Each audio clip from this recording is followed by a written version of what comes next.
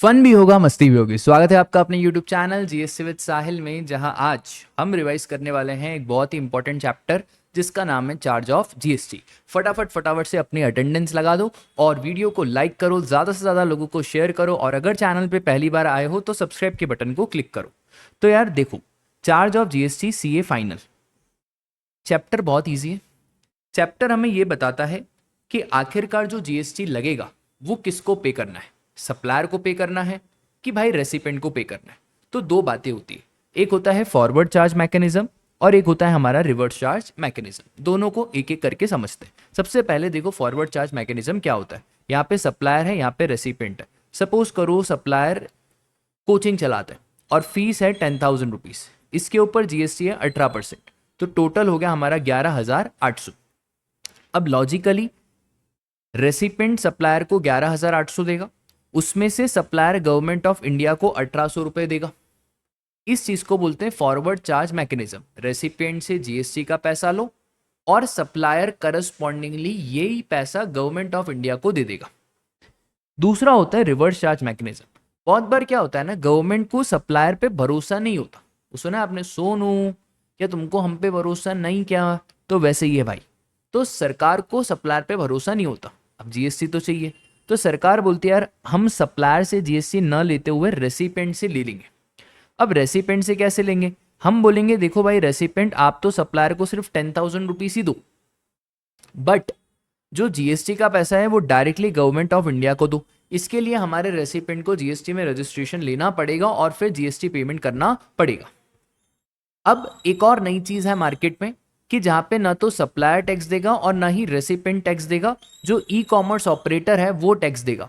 तो ये भी सेक्शन नंबर 9 सबसेक्शन 5 में नोटिफाइड है कि कहां कहां पे e commerce operator will be liable to pay tax. For example जैसे रैपिडो हो गया, फिर ओयो हो गया, अर्बन कैप हो गया, इन लोगों को जीएसटी पे करना रहता है, जबकि सप्लायर कोई और रहता है, रेसिपेंट कोई और रहता है। ये तो सिर्फ एक प्लेटफॉर्म है जो लोग सर्विसेज दे रहे हैं।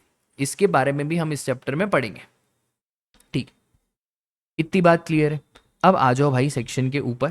सबसे पहले हमको पढ़ना है राजा section number 9 of CGST act. ठीक है, ये चार्जिंग सेक्शन है, इसी से जीएसटी की शुरुआत होती है। सेक्शन 9 सबसेक्शन 1 क्या बोलता है? 9 सबसेक्शन 1 बोलता है subject to provision of subsection 2। इसका मतलब है पहले सबसेक्शन 2 को तवज्जो देनी है, फिर सबसेक्शन 1 के ऊपर हम बातें करेंगे। अब देखो सबसेक्शन 2 क्या बोलता है। सबसेक्शन 2 सिंपल बोलता है कि जो 5 प्रोडक्ट्स हैं, उन 5 प्रोडक्ट्स के ऊपर जीएसटी अभी नहीं लगेगा। इन 5 प्रोडक्ट्स के ऊपर जीएसटी तब लगेगा जब जीएसटी काउंसिल रिकमेंड कर देगा। तो सर ऐसे कौन से 5 प्रोडक्ट्स हैं? तो ये 5 प्रोडक्ट्स बच्चा बच्चा जानता है। Petroleum crude, high speed diesel, motor spirit, natural gas and aviation turbine fuel. ये जो 5 प्रोडक्ट्स हैं इनके ऊपर जीएसटी आज तो नहीं लगता, बट जैसे ही जीएसटी काउंसिल रिकमेंड करेगी तो उस तारीख से इसके ऊपर भी जीएसटी लग जाएगा। अब दूसरी बात, sir subject to provision of subsection 2 ये हमने पढ़ लिया। There shall be levied a tax जिसको नाम दिया जाएगा central goods and services tax, that is CGST, on all intra state supply of goods और सर्विसेज और बोथ। अब देखो वर्ड्स का खेल है। हम एक टैक्स लगाएंगे जिसका नाम है सीजीएसटी। किस पे लगाएंगे? Intra state supply of goods पे। सर इंट्रा स्टेट पे तो सीजीएसटी और एसजीएसटी दोनों लगता है। हाँ, क्योंकि अभी हम सीजीएसटी एक्ट पढ़ रहे हैं इसलिए सीजीएसटी। अगर हम एसजीएसटी एक्ट पढ़ते तो फिर वहां पे एसजीएसटी लिखा रहता। ठीक है, अब जनरली इंट्रा स्टेट है तो सीजीएसटी एसजीएसटी दोनों चार्ज होता है, बट एसजीएसटी रिस्पेक्टिव स्टेट का चार्ज होता है, सीजीएसटी तो कॉमन रहता है। किस पे चार्ज होगा? On intra state supply. अब सप्लाई की डेफिनेशन हम पहले ही पढ़ के आ चुके हैं सेक्शन 7(1)(a) के हिसाब से कि सर सप्लाई के अंदर sale, barter, exchange, transfer, lease, disposal made और agreed to be made for a consideration in the course और फर्दरेंस ऑफ बिजनेस, ये आ जाता है हमारा सप्लाई की डेफिनेशन के अंदर। डन। अब सुनो ध्यान से, except, very very important, except. Except का मतलब है इस प्रोडक्ट, इस गुड्स के ऊपर जीएसटी नहीं लगेगा। किसके ऊपर? Alcoholic liquor for human consumption, जो शराब रहती है जो पीने योग्य है, तो जो अल्कोहलिक लिकर है ह्यूमन कंजम्पशन के ऊपर, कंजम्पशन के लिए, उसके ऊपर जीएसटी नहीं लगेगा। और अब इसमें एक और नया अमेंडमेंट कर दिया है, डेट इज अनडीनेचर्ड ENA, जिससे शराब बनती है। तो अनडीनेचर्ड एक्स्ट्रा न्यूट्रल अल्कोहल और रेक्टिफाइड स्पिरिट, तो alcoholic liquor for human consumption को बनाने के लिए जो अनडीनेचर्ड एक्स्ट्रा न्यूट्रल अल्कोहल या स्पिरिट यूज होता है उसके ऊपर भी GST नहीं लगेगा। ठीक है, ये भी बात समझ में आई। सर कौन सी वैल्यू पे लगेगा? तो वो वैल्यू डिटरमाइन होगी under section 15, section 15 along with valuation rules. ठीक है, तो वो हम वैल्यू ऑफ सप्लाई में पढ़ेंगे। And at such rates, sir rates CBIC clarify करेगा on recommendation of council, not exceeding 20%। Very very important, इन्होंने बहुत स्पेसिफिक बोला है कि भाई 20% मैक्सिमम रेट, मतलब आप CGST मैक्सिमम 20% चार्ज कर सकते हो, SGST मैक्सिमम 20% चार्ज कर सकते हो, इससे ज़्यादा आप चार्ज नहीं कर सकते हो। अगर आपको इससे ज़्यादा चार्ज करना है तो फिर आपको सेक्शन पहले अमेंड करना पड़ेगा, फिर जाके आप इससे ज़्यादा चार्ज कर पाओगे। इसका मतलब है मैक्सिमम हम 40% रेट चार्ज कर सकते हैं। As may be notified by government on the recommendation of council and collected. Sir ये टैक्स का पैसा कैसे कलेक्ट होगा?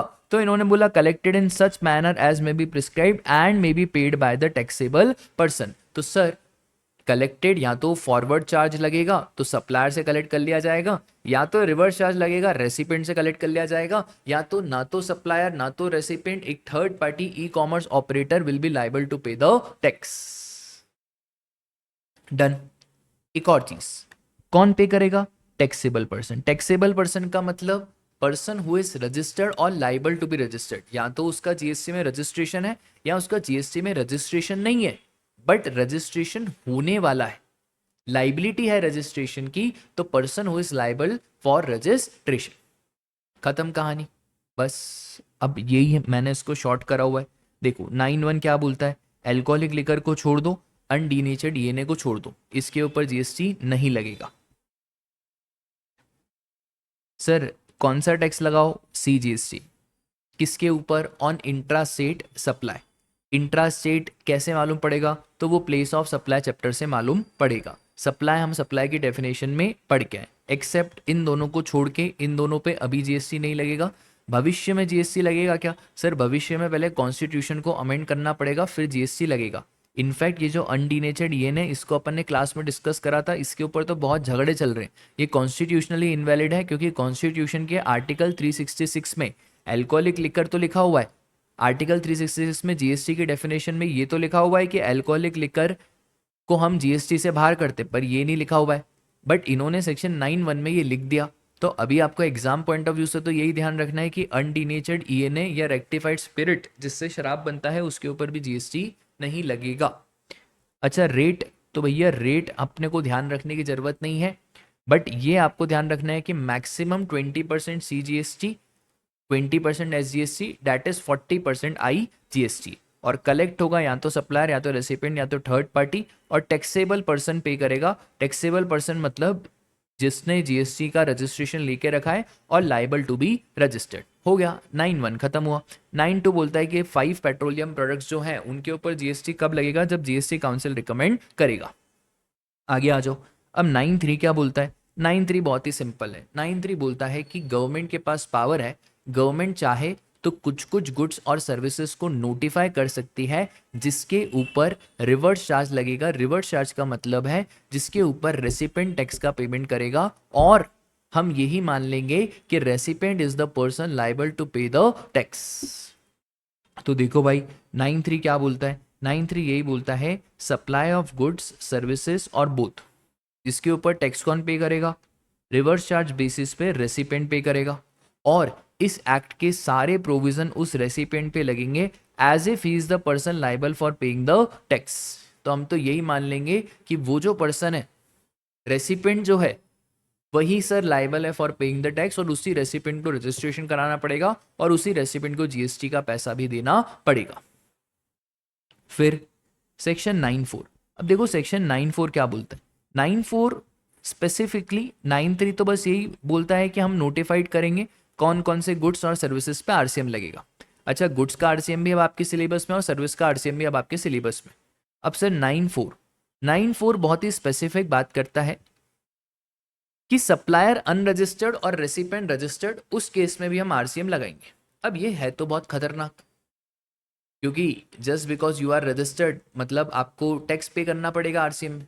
तो इसलिए सरकार ने सिर्फ एक ही सेक्टर को अभी नोटिफाई करा है 9(4) में, बाकी कोई भी सेक्टर 9(4) में नोटिफाइड नहीं है।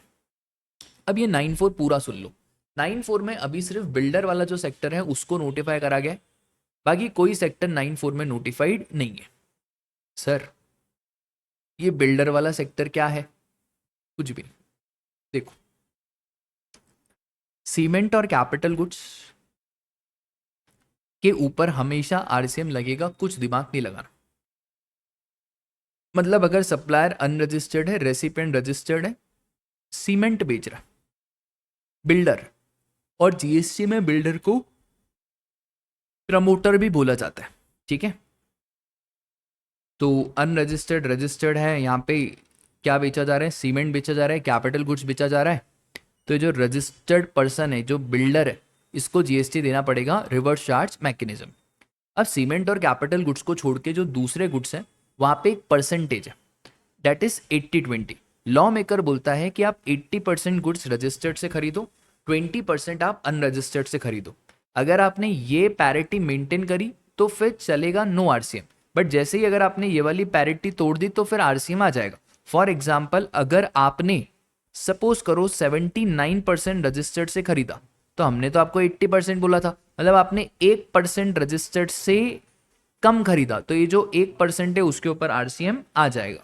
सपोज करो आपने 3% रजिस्टर्ड से खरीदा, 97% अनरजिस्टर्ड से खरीदा, तो हमने बोला था 80% रजिस्टर्ड से खरीदने का, तो अब आपने 3% ही खरीदा, तो जो 77% है उसके ऊपर आ जाएगा RCM.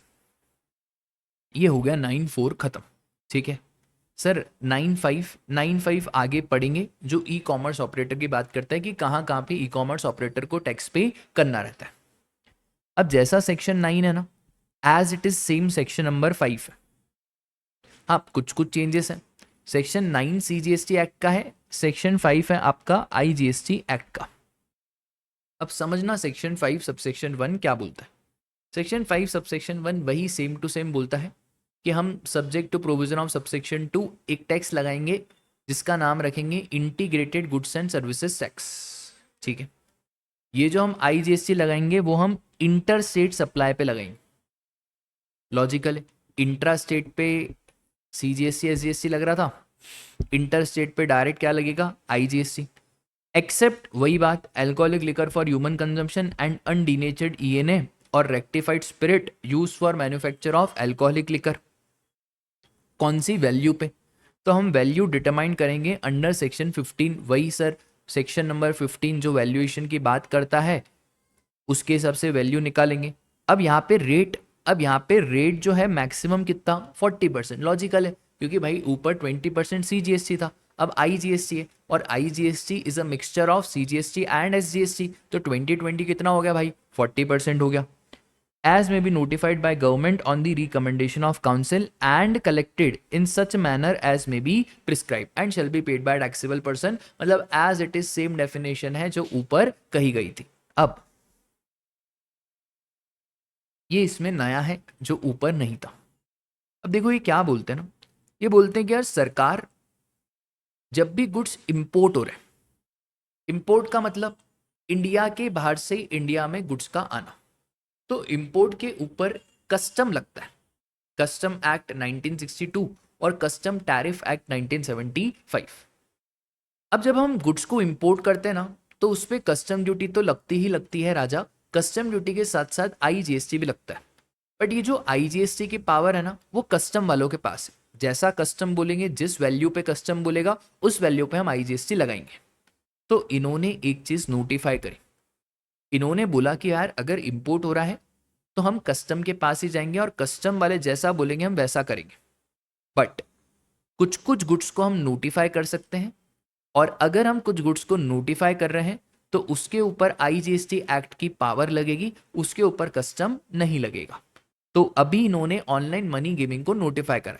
Sir online money gaming को क्यों नोटिफाई करा? देखो यार, online money gaming is a goods, actionable claim है। एक्शनेबल क्लेम होता तो गुड्स है, but sir online money gaming में फिजिकली इंपोर्ट नहीं हो रहा है, फिजिकली कहाँ कोई इंपोर्ट हो रहा है, ये मोर और लेस तो ये दिखता तो सर्विसेज के जैसे ही है, पर अब डेफिनेशन ऐसी है कि उसको गुड्स में क्लासीफाई करा गया।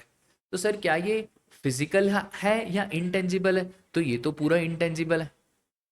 तो इसलिए यहाँ पे इन्होंने पावर को एक्सरसाइज करा और बोला कि यार देखो जो ऑनलाइन मनी गेमिंग है ना, उसके ऊपर हम आईजीएसटी एक्ट के नियम लगाएंगे, उसके ऊपर हम कस्टम की पावर नहीं लगाएंगे। तो देखो यार ध्यान से, sir integrated tax on goods other than goods as may be notified by government on recommendation of council imported into India shall be levied and collected in accordance with section number 3 of Custom Tariff Act 1975, value determined under the Custom Act when the duties of custom are levied। मतलब import के ऊपर custom की power चलेगी, but एक sector इन्होंने notify करा है, that is online money gaming. तो ऑनलाइन मनी गेमिंग को नोटिफाई करा गया है और ऑनलाइन मनी गेमिंग के ऊपर भी आईजीएसटी लगाया जाएगा as import of goods, but online money gaming के ऊपर कस्टम ड्यूटी नहीं लगेगी क्योंकि online money gaming physically India में इंपोर्ट नहीं हो रहा है। डन क्लास, बस इतनी सी बात। आगे आ जाओ। Section 5 subsection 2 as it is same, 5 subsection 3 as it is same, 5 subsection 4 as it is same. जैसे 9(2), 9(3) और 9(4) है, इसको अभी पढ़ाने का कोई मतलब नहीं है। अब आ जाओ, सबसे पहले अब हम 9(3) में सरकार ने तो बोल दिया कि भैया गुड्स और सर्विसेज पे हम चाहे तो नोटिफाई कर सकते हैं कि जिसके ऊपर टैक्स हमारा रेसिपेंट भरेगा रिवर्स चार्ज, ठीक है। अब सिर्फ नोटिफाइड गुड्स और सर्विसेज पे ही रिवर्स चार्ज लगता है। अगर कोई गुड्स और सर्विसेज नोटिफाइड नहीं है तो उसके ऊपर फॉरवर्ड चार्ज ही लगेगा, ठीक है। अब ऐसे कौन कौन से गुड्स और सर्विसेज हैं जो नोटिफाइड हैं और जिनके ऊपर रिवर्स चार्ज लगेगा? सबसे पहले आ जाओ आप किधर, गुड्स के ऊपर। अब वेरी वेरी इंपॉर्टेंट, क्योंकि सर ये चीज आपको याद रखनी पड़ेगी, याद नहीं रखोगे तो दिक्कत हो जाएगी, ठीक है। अब भाई गुड्स में सबसे पहले कैशू नट्स नॉट शील्ड और peeled, supplier agriculturist, recipient is a registered person. जो भी आपके कैशू नट्स है, चाहे वो छिले हुए हो या छिले हुए ना हो, उससे कोई लेना देना नहीं है। अगर सप्लायर एग्रीकल्चरिस्ट है, रेसिपेंट रजिस्टर्ड पर्सन है, तो जो रेसिपेंट है उसको आरसीएम में टैक्स देना पड़ेगा। अब इसको कैसे ध्यान रखोगे? एग्रीकल्चरिस्ट एग्रीकल्चरिस्ट एग्रीकल्चरिस्ट, पहले आप एग्रीकल्चरिस्ट वालों को अलग कर दो और आप ऐसे याद रखो सीबीटीआर, ये कोरोना में एक रिपोर्ट होती थी सीबीटीआर, ठीक है।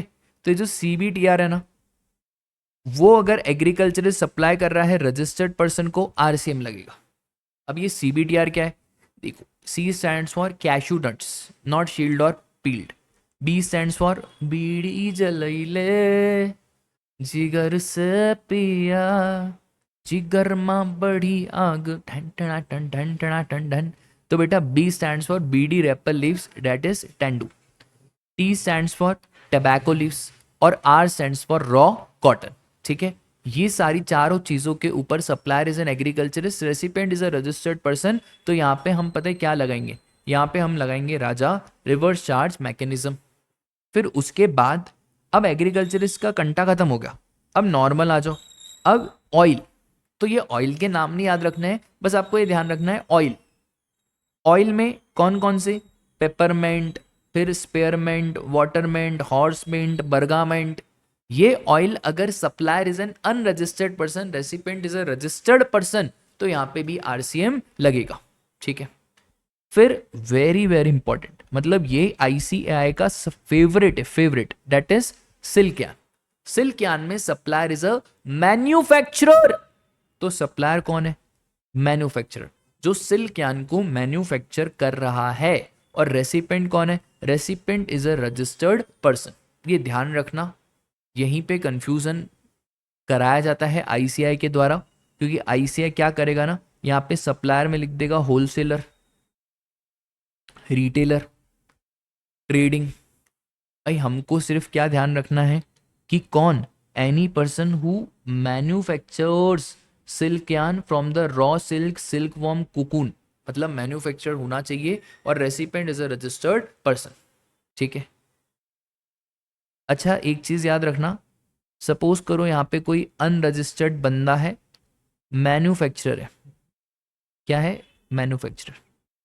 रेसिपिएंट रजिस्टर्ड, आरसीएम लगेगा, 100% आरसीएम लगेगा। हमें तो बस ये देखना है कि ये मैन्युफैक्चरर ये रजिस्टर्ड है या अनरजिस्टर्ड है, उससे कोई लेना देना नहीं है। सर अगर मैन्युफैक्चरर है और रजिस्टर्ड भी है तो भी राजा आरसीएम ही लगेगा, क्योंकि यहाँ पे मैन्युफैक्चरर को तवज्जो देनी है, रजिस्टर्ड अनरजिस्टर्ड उससे कोई लेना देना नहीं है। ठीक है, डन। उसके बाद raw cotton, raw cotton already हो चुका है। सप्लाई ऑफ लॉटरी, तो लॉटरी अगर सप्लाई हो रही है तो इसमें सप्लायर कौन होगा? अब लॉजिकली लॉटरी कोई पब्लिकली कोई इंसान या कंपनी सेल नहीं कर सकती है। लॉटरी सेल करने का पावर सिर्फ गवर्नमेंट के पास रहता है, वो भी स्टेट गवर्नमेंट, यूनियन टेरिटरी या लोकल अथॉरिटी। तो वो ऐसे ही लॉजिकली ध्यान हो जाएगा। तो लॉटरी कौन सप्लाई कर रहा है? स्टेट गवर्नमेंट, यूनियन टेरिटरी और लोकल अथॉरिटी। अब यहाँ पे रेसिपेंट कौन है? रेसिपेंट है हमारा लॉटरी डिस्ट्रीब्यूटर और सेलिंग एजेंट। तो भैया यहाँ पे भी क्या लगेगा? आरसीएम लगेगा। तो और ये लॉटरी डिस्ट्रीब्यूटर्स और सेलिंग एजेंट है, इसको रिवर्स चार्ज में टैक्स पे करना पड़ेगा। ठीक है, आगे आ जाओ। आगे है हमारा यूज्ड व्हीकल। तो सर ये जो हमारी यूज्ड व्हीकल रहती है ना, इसके ऊपर ऑक्शंस चलते हैं। तो used vehicle, seized vehicle, bank का ईएमआई नहीं पे करो, फिर ओल्ड गुड्स, वेस्ट, स्क्रैप, ये सब में सप्लायर कौन है? सप्लायर है सेंट्रल गवर्नमेंट और रेसिपेंट है रजिस्टर्ड पर्सन। तो यहाँ पे भी आरसीएम लगेगा। बट यहाँ पे एक्सक्लूडिंग मिनिस्ट्री ऑफ रेलवेज, आपको एक चीज याद रखनी है, मिनिस्ट्री ऑफ रेलवेज पे हमेशा फॉरवर्ड चार्ज ही लगता है, नो मैटर व्हाट। ठीक है, रेलवेज बोले तो फॉरवर्ड चार्ज, ये ध्यान रखना। तो सप्लायर इज या तो सेंट्रल गवर्नमेंट या तो स्टेट गवर्नमेंट या यूनियन टेरिटरी या तो लोकल अथॉरिटी और recipient is a registered person. ठीक है, उसके बाद priority sector lending certificate, supplier registered person, recipient भी रजिस्टर्ड पर्सन, आरसीएम लगेगा। और ये भी वेरी वेरी इंपॉर्टेंट राजा, मेटल स्क्रैप। तो मेटल स्क्रैप में याद रखना सप्लायर इज अनरजिस्टर्ड पर्सन और recipient is a registered person. तो यहाँ पे भी हमारा आरसीएम लगेगा। और मेटल स्क्रैप का शायद मैंने चार्ट इधर बनाया है या आगे बनाया है।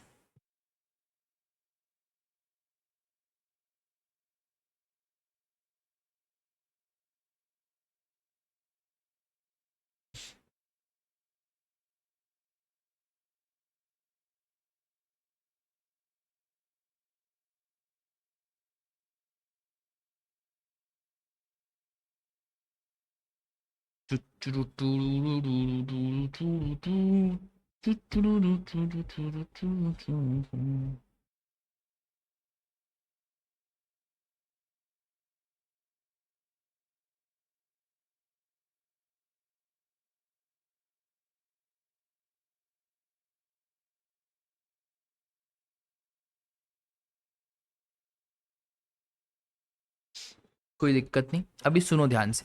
देखो क्या है ना, मेटल स्क्रैप वाले का मैं आपको 2 मिनट के लिए समझाता हूँ इधर। ये थोड़ा सा कंफ्यूजिंग है। मेटल स्क्रैप में क्या बोलता है ये बोलता है सप्लायर अनरजिस्टर्ड और रेसिपेंट रजिस्टर्ड। ठीक है,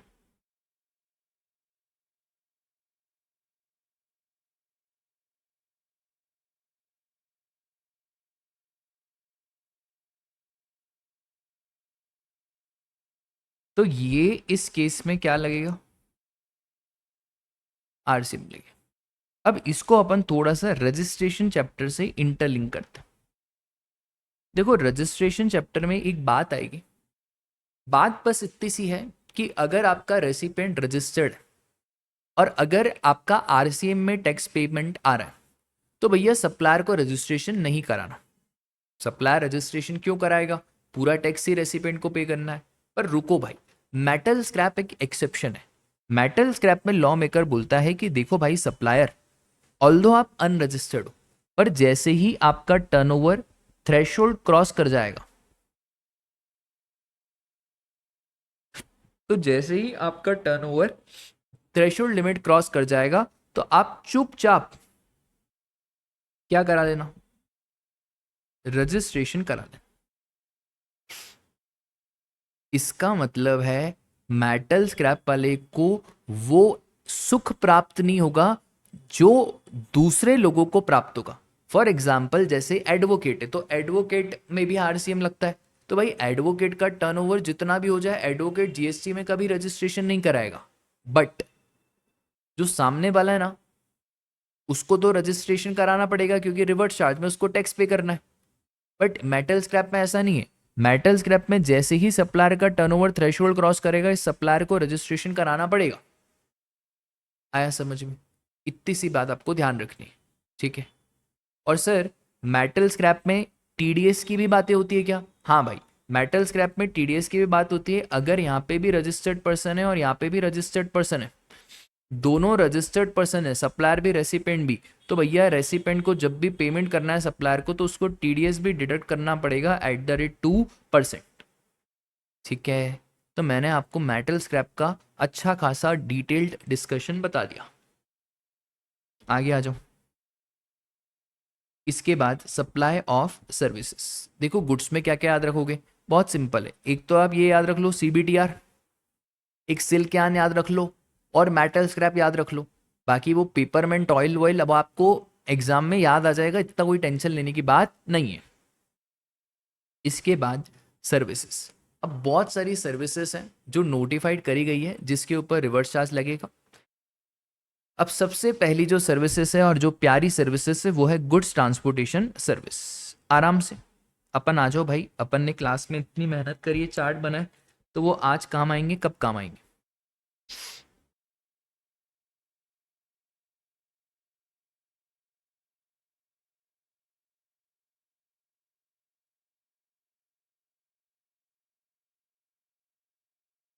चलो सबसे पहले जीटीए मतलब, भाई जीटीए मतलब जो गुड्स ट्रांसपोर्टेशन की सर्विस दे रहा है, ये तो आपको पता ही है। बट जीटीए का मतलब यहाँ पे ऐसा होता है, वो जो कंसाइनमेंट नोट इशू कर रहा है। क्या इशू कर रहा है? Consignment note. सर ये कंसाइनमेंट नोट क्या भला है? अरे कंसाइनमेंट नोट मतलब आपको इस बात की एश्योरिटी दी जा रही है कि आपके जो गुड्स हैं वो अब जीटीए की जिम्मेदारी हो गए हैं, इस बात की एश्योरिटी आपको दी जा रही है। अगर जीटीए कंसाइनमेंट नोट इशू नहीं कर रहा है तो इसका मतलब फिर वो जीटीए नहीं कहलाएगा, ठीक है। और फिर वो अगर सर्विसेज दे रहा है तो वो एग्जेम्प्ट हो जाएगी, क्योंकि भैया जीटीए और कुरियर की सर्विसेज ही टैक्सेबल होती है, बाकी टैक्सेबल नहीं होती है। अब सुनो, तो जो हमारा जीटीए है ना, सबसे पहले हम एग्जाम्शन की बात कर लेते हैं। अगर जीटीए हमारा अनरजिस्टर्ड इंडिविजुअल को सर्विस दे रहा है, ठीक है, एग्जेम्प्ट। अनरजिस्टर्ड इंडिविजुअल बोलो या प्रोप्राइटरशिप फॉर्म बोलो जो अनरजिस्टर्ड है, एग्जेम्प्ट। अगर जीटीए हमारा कैजुअल टैक्सेबल पर्सन जो अनरजिस्टर्ड है उसको सर्विसेज दे रहा है तो भी एग्जेम्प्ट, कोई दिक्कत की बात नहीं। अगर जीटीए डोरेमोन वाले गुड्स इधर उधर कर रहे हैं, डोरेमोन वाले goods, defence equipment, organic manure, relief material, agriculture produce, milk, ठीक है, ये सारे जो गुड्स हैं उनको बोलते हैं हम डोरेमोन वाले गुड्स। Floor, pulses. अगर डोरेमोन वाले गुड्स जीटीए इधर उधर कर रहा है तो भी एग्जम्प्ट। उसके बाद अगर जीटीए गवर्नमेंट को सर्विस दे रहा है, जिसने रजिस्ट्रेशन लेके रखा है एज अ टीडीएस डिडक्टर, तो वहां पे भी एग्जम्पशन मिल जाएगा। इन सबको छोड़ के जीटीए जिसको भी सर्विस देगा तो वो टैक्सेबल हो जाएगा। अब सर इन्होंने एक वर्ड शानदार से लिखा है, दैट इज स्पेसिफाइड रेसिपिएंट। इन्होंने बोला कि भाई अगर जीटीए स्पेसिफाइड रेसिपिएंट को सर्विस दे रहा है तो जीएसटी तो लगेगा। अब डाउट ये आएगा कि भैया स्पेसिफाइड रेसिपिएंट कौन है? तो स्पेसिफाइड रेसिपिएंट में जनरली सारे ही लोग आ गए, factory, society, cooperative society, GST registered person, body corporate, partnership firm और कैजुअल टैक्सेबल पर्सन। इसको कैसे ध्यान रखोगे? इसको आप ऐसे ध्यान रखो, पीसी ने बीसी को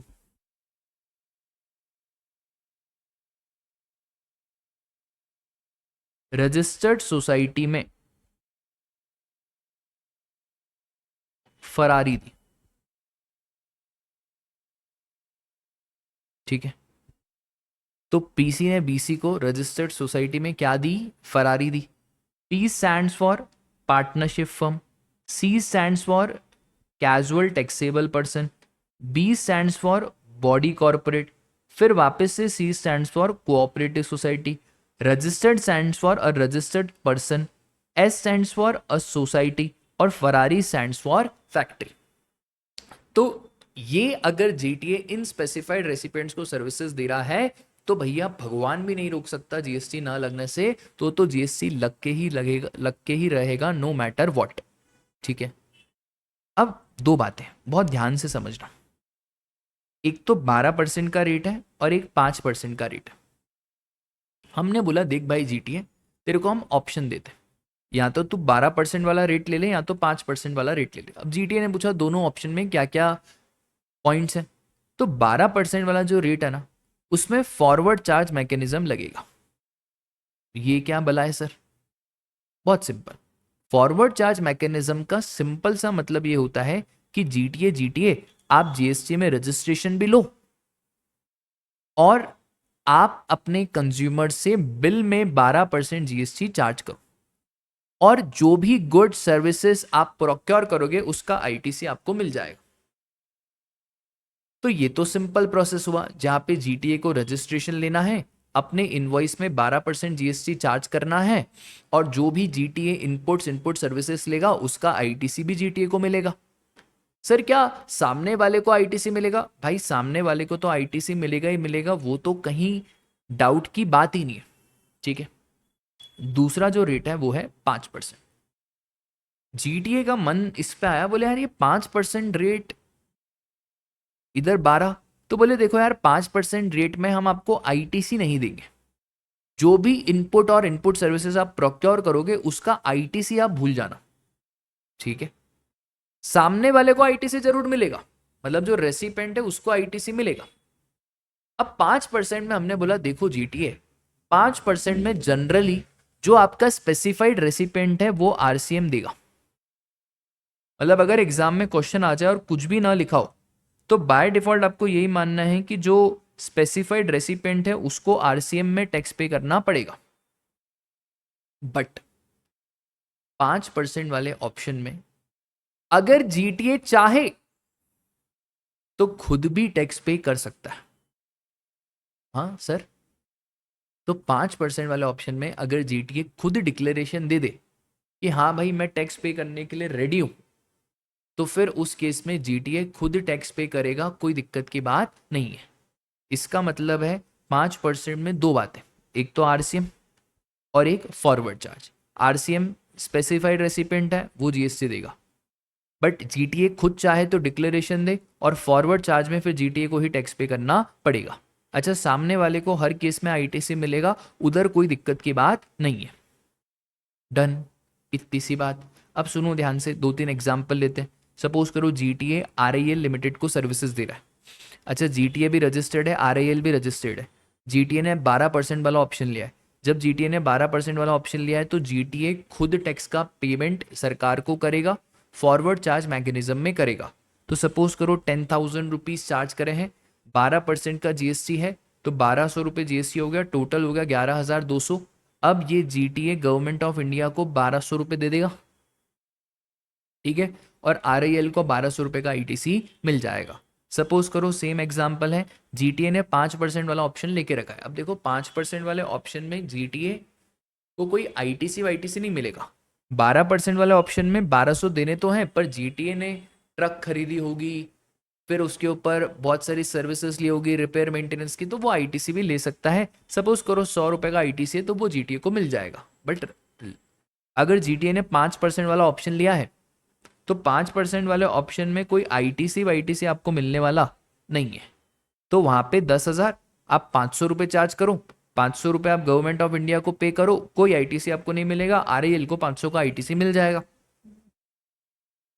अगर जीटीए खुद अनरजिस्टर्ड है और आरआईएल लिमिटेड रजिस्टर्ड है, भैया अगर आरआईएल लिमिटेड है तो ये तो रजिस्टर्ड है, स्पेसिफाइड रेसिपिएंट है। क्योंकि स्पेसिफाइड रेसिपिएंट है तो आरआईएल लिमिटेड को जीएसटी देना पड़ेगा रिवर्स चार्ज मैकेनिज्म में। आया आपको समझ में? बस इतनी सी बात है। सर 5% लगेगा। सर अगर जीटीए भी अनरजिस्टर्ड है और आरआईएल भी अनरजिस्टर्ड है तो भैया RIL भले आप अनरजिस्टर्ड हो बट आप स्पेसिफाइड रेसिपिएंट की कैटेगरी में फॉल करते हो तो आपको जीएसटी में रजिस्ट्रेशन कराना पड़ेगा और आपको ये जीएसटी पे करना पड़ेगा। आया समझ में? बस इतनी सी बात है और कुछ भी नहीं है। तो देखो भाई ध्यान से, जीटीए के पास कितने ऑप्शन? 2 ऑप्शन। 12% फॉरवर्ड चार्ज, कुछ दिमाग नहीं लगाना। 5% या तो फॉरवर्ड चार्ज या तो रिवर्स चार्ज, वो जीटीए के ऊपर डिपेंड करता है, जीटीए को डिक्लेरेशन देना पड़ता है। बाय डिफॉल्ट 5% में रिवर्स चार्ज लगाओगे, कुछ दिमाग नहीं लगाओगे, एग्जाम में स्पेसिफिकली बोले तो 5% में फॉरवर्ड चार्ज लगाना, ठीक है? बाकी ये सब इम्पॉर्टेंट नहीं है, ये सुन लो। चलो, एफसीएम का जो ऑप्शन एक्सरसाइज करना है ना, वो आपको आज ही डिक्लेरेशन देना पड़ेगा और नेक्स्ट और फ्यूचर फाइनेंशियल ईयर्स के लिए आपका फॉरवर्ड चार्ज मैकेनिज्म वाला ऑप्शन एक्टिवेट हो जाएगा, ठीक है?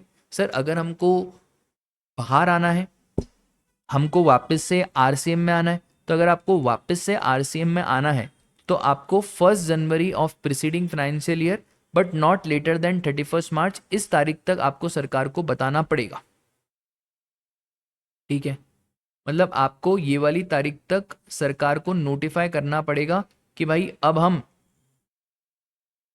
किस में आना चाहते हैं, आरसीएम में आना चाहते हैं। तो 1 जनवरी से लेकर 31 मार्च तक विंडो खुलता है, नेक्स्ट फाइनेंशियल ईयर के पहले पहले आपको ये बताना पड़ेगा, ठीक है?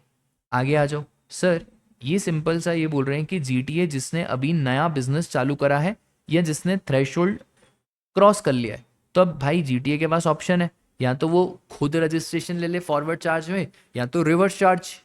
तो अगर जीटीए चाहता है खुद रजिस्ट्रेशन लेना और खुद फॉरवर्ड चार्ज में टैक्स पे करना चाहता है, तो जीटीए भाई को डिक्लेरेशन देना पड़ेगा कितने दिन के अंदर अंदर? Sir expiry of 45 days from the date of applying for GST registration. तो जब आपने जीएसटी रजिस्ट्रेशन अप्लाई करा वहां से 45 डेज और 1 month from the date of obtaining registration, या जब आपके पास रजिस्ट्रेशन सर्टिफिकेट आया, विच एवर इज लेटर, ठीक है? बस अब सुनो भाई ध्यान से, एडवोकेट। अब भैया एडवोकेट की सर्विसेज और आर्बिट्रल ट्रिब्यूनल की सर्विसेज दोनों को अपन साथ में समझते हैं। अब सर एडवोकेट और आर्बिट्रल ट्रिब्यूनल, देखो बहुत ध्यान से समझना, ठीक है? क्या होता है ना राजा, एडवोकेट और आर्बिट्रल ट्रिब्यूनल के केस में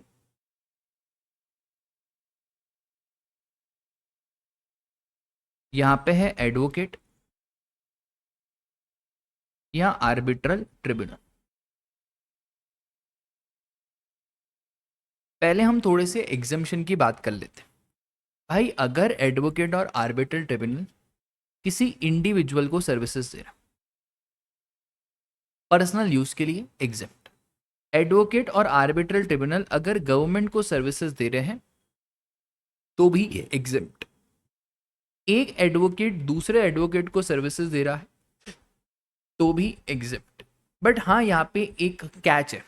कैच इतना सा है कि अगर एक सीनियर एडवोकेट जूनियर एडवोकेट को सर्विसेज दे रहा है तो वो एग्जेम्प्ट नहीं है, वो टैक्सेबल है। और टैक्स कौन भरेगा?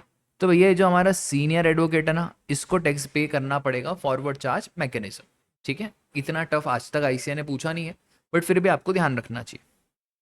अब इसको छोड़ के, एग्जामिशन को छोड़ के, अगर हमारे एडवोकेट आर्बिट्रल ट्रिब्यूनल, एक और एग्जामिशन, ये अगर वो बिजनेस एंटिटी को सर्विसेज दे रहे हैं जिसका टर्नओवर प्रीसीडिंग फाइनेंशियल ईयर में 10, 20, 40 लाख रुपए तक लिमिटेड है, तो अगर हमारा एडवोकेट आर्बिट्रल ट्रिब्यूनल कोई बिजनेस एंटिटी को सर्विसेज दे रहा है और वो बिजनेस एंटिटी जिसका जो टर्नओवर है वो 10, 20, 40 लाख रुपीस तक लिमिटेड है, मतलब पिछले फाइनेंशियल ईयर में उसने रजिस्ट्रेशन नहीं करवाया, तो भाई वो भी एग्जेम्प्ट हो जाएगा।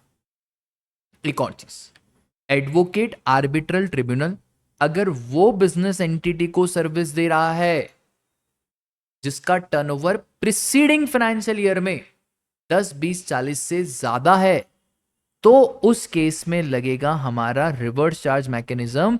दैट इज वो जो बिजनेस एंटिटी है उसको आरसीएम में टैक्स पे करना पड़ेगा। आई बात समझ में?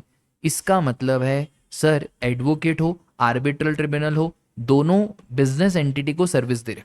अच्छा, बिजनेस एंटिटी का मतलब वो बिजनेस एंटिटी जिसका टर्नओवर प्रीसीडिंग फाइनेंशियल ईयर में, बार बार मैं वर्ड क्या बोल रहा हूँ, प्रीसीडिंग फाइनेंशियल ईयर, मैं कभी नहीं बोल रहा हूँ रजिस्टर्ड अनरजिस्टर्ड। मुझे इस बात से लेना देना ही नहीं है कि वो रजिस्टर्ड है अनरजिस्टर्ड है। टर्नओवर प्रीसीडिंग फाइनेंशियल ईयर में क्या 10, 20, 40 लाख रुपए से ज्यादा है, ठीक है, तो अगर प्रीसीडिंग फाइनेंशियल ईयर में ज्यादा है तो करंट फाइनेंशियल ईयर में मुझे कोई लेना देना नहीं है, आरसीएम लगेगा, ठीक है। Advocate, individual advocate including a senior advocate और a firm of advocate. Arbitral tribunal का भी एज इट इज सेम है, ठीक है। बात क्लियर है? आगे आ जाओ। स्पॉन्सरशिप। अब स्पॉन्सरशिप में आ गया है भाई एक शानदार सा अमेंडमेंट। देखो अमेंडमेंट भी क्या है ना, वक्त के साथ अमेंडमेंट नहीं आए तो मजा नहीं आए। मैं जब पढ़ाता था तब भी मैं ऐसा बोलता था कि यार ये स्पॉन्सरशिप को अलाइन नहीं करा है दूसरे सेक्टर के साथ।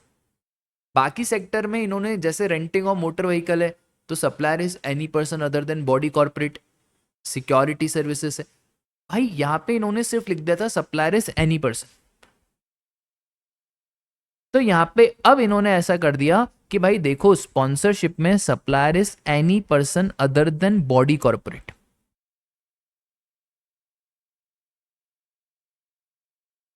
और रेसिपेंट इज बॉडी कॉर्पोरेट और पार्टनरशिप फर्म।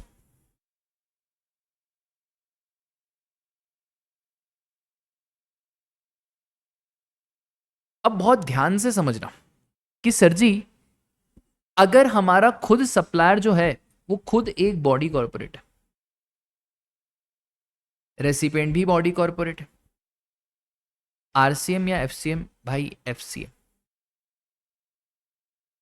जबकि पहले ये चीज आरसीएम में जाती थी बट अब किस में आएगी, एफसीएम। अब अगर सप्लायर बॉडी कॉर्पोरेट है बट अनरजिस्टर्ड है, और रेसिपेंट भी बॉडी कॉर्पोरेट है बट रजिस्टर्ड है, एफसीएम या आरसीएम, भाई कोई एफसीएम आरसीएम नहीं, नो जीएसटी, क्योंकि सप्लायर ही अनरजिस्टर्ड है तो किस बात का जीएसटी। अच्छा, स्पॉन्सरशिप में एक और चीज बच्चों को कंफ्यूजन होता है कि कौन सप्लायर कौन रेसिपेंट। भाई आप तो ये जिंदगी का नियम बना लो, जिसको पैसा मिलेगा वो सप्लायर और जिसकी जेब से पैसा जाएगा, जो पैसा देगा वो रेसिपेंट, खत्म कहानी। तो पैसा जिसको मिले वो सप्लायर और जो पैसा दे वो रेसिपेंट। तो भैया स्पॉन्सरशिप में कैसा होता है, सपोज करो यहाँ पे है हमारा आईपीएल, तो यहाँ पे बड़े बड़े स्पॉन्सर्स आएंगे, पेटीएम हो गया, वीवो हो गया, एक्सेट्रा। तो पेटीएम, वीवो, एक्सेट्रा ये बड़े बड़े स्पॉन्सर्स हैं। अब ये लोग, यहाँ पे आईपीएल है सप्लायर, अब पैसा आईपीएल को मिलेगा, ये पेटीएम वीवो पैसा देंगे, बोलेंगे यार हमको स्पॉन्सरशिप करानी है, और आईपीएल बोलेगा ठीक है आप पैसे दो। सपोज करो इन्होंने 10 CR पेटीएम वीवो वालों ने आईपीएल वाले को दे दी, आईपीएल हो गया सप्लायर, पेटीएम वीवो हो गए हमारे रेसिपेंट, ठीक है। एक और चीज, सर क्या लगेगा, फॉरवर्ड चार्ज लगेगा रिवर्स चार्ज? भाई आईपीएल खुद एक बॉडी कॉर्पोरेट के नाम पे चलती है, तो जब सप्लायर ही बॉडी कॉर्पोरेट है तो यहाँ पे कोई आरसीएम नहीं, यहाँ पे क्या, forward charge mechanism, done class, बस इतनी सी बात है।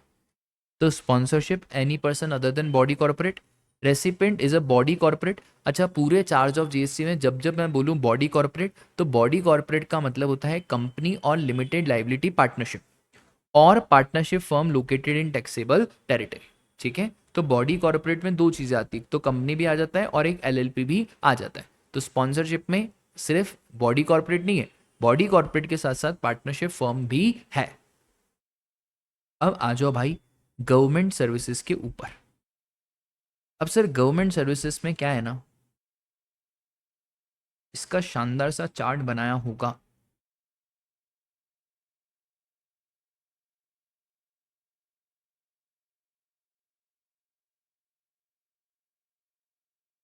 हाँ ये देखो,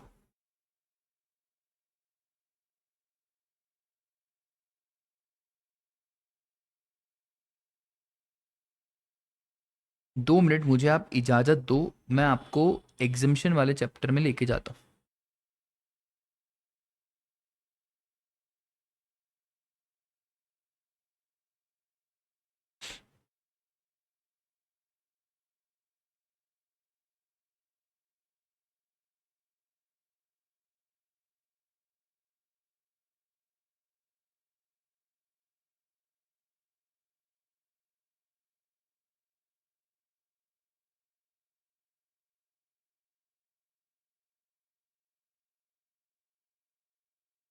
आ जाओ, बहुत ध्यान से समझना, बहुत मज़ा भी आएगा आपको। देखो, government services, C G, S G, U T, local authority, government authority और गवर्नमेंट एंटिटी, ये सब जने आ गए हमारे गवर्नमेंट के अंदर। सबसे पहले हम थोड़ा सा एग्जामिशन चैप्टर रिवाइज करते हैं। भाई देखो, अगर हम कोई भी सर्विसेज गवर्नमेंट को दे रहे हैं, तो सर अगर आप प्योर सर्विसेज दे रहे हो गवर्नमेंट को, 100% सर्विस, कोई जीएसटी नहीं लगेगा। अच्छा, अगर वर्क कॉन्ट्रैक्ट की सर्विसेज है जहां पे सर्विस भी दे रहे हो और गुड्स भी दे रहे हो, बट वहां पे सर्विस का पोर्शन 75% या उससे ज्यादा है और गुड्स का पोर्शन 25% या उससे कम है, तो भी आपको एग्जाम्शन मिल जाएगा। ठीक है, अब यहाँ पे एक क्लैरिफिकेशन आया। पहली बात तो, ये जो सर्विसेज हैं, ऐसा नहीं सारी सर्विसेज ही एग्जाम्प्ट है, सिर्फ वो सर्विसेज ही एग्जाम्प्ट होती है जो आर्टिकल 243G और डब्ल्यू में स्पेसिफाइड होती है। ठीक है, अब क्लैरिफिकेशन ये आया कि एक अथॉरिटी है दिल्ली डेवलपमेंट अथॉरिटी। तो डाउट ये है कि क्या दिल्ली डेवलपमेंट अथॉरिटी को लोकल अथॉरिटी मानेंगे? अगर दिल्ली डेवलपमेंट अथॉरिटी को लोकल अथॉरिटी मानेंगे तो भैया वहां पे भी फिर एग्जम्पशन दो। तो इन्होंने सिंपल सी बात बोली है कि सर ये जो दिल्ली डेवलपमेंट अथॉरिटी है ना, इसको हम लोकल अथॉरिटी नहीं मानेंगे। तो कोई एग्जम्पशन भी नहीं मिलेगी, जीएसटी लगेगा। और इसको लोकल अथॉरिटी नहीं माना गया है। मतलब यहाँ पे अगर मैं बोल रहा हूँ supplier central government, state government, union territory, तो क्या मैं यहाँ पे दिल्ली डेवलपमेंट अथॉरिटी लिख सकता हूँ? नहीं लिख सकता। मतलब फिर फॉरवर्ड चार्ज लगेगा। हाँ, फिर लगेगा क्या? Forward charge. बस आपको इतना सा ध्यान रखना है। अब आगे आओ। सर देखो, गवर्नमेंट बहुत सारी सर्विसेज देती है, उसमें राजा जो पीवीटीआर की सर्विसेज है ना, उस पर तो फॉरवर्ड चार्ज ही लगेगा चाहे जो हो जाए। सर ये पीवीटीआर क्या है? पीवीटीआर बोले तो post office, vessel, transportation of goods and passenger और renting of immovable property to registered और अनरजिस्टर्ड पर्सन। अब समझना ध्यान से, रेंटिंग ऑफ इमूवेबल प्रॉपर्टी तो और अच्छे से समझना। सबसे पहले पोस्ट ऑफिस। भाई पोस्ट ऑफिस के केस में ऑलवेज फॉरवर्ड चार्ज गवर्नमेंट को ही जीएसटी देना है। बट पोस्ट ऑफिस में कुछ कुछ चीजें गवर्नमेंट ने एग्जेम्प्ट करके रखी है, जैसे book post, ordinary post, envelope weighing less than 10 grams. कोई भी एनवलप है जो 10 ग्राम से कम वेट है, वो सब गवर्नमेंट ने क्या करके रखा है? Exempt.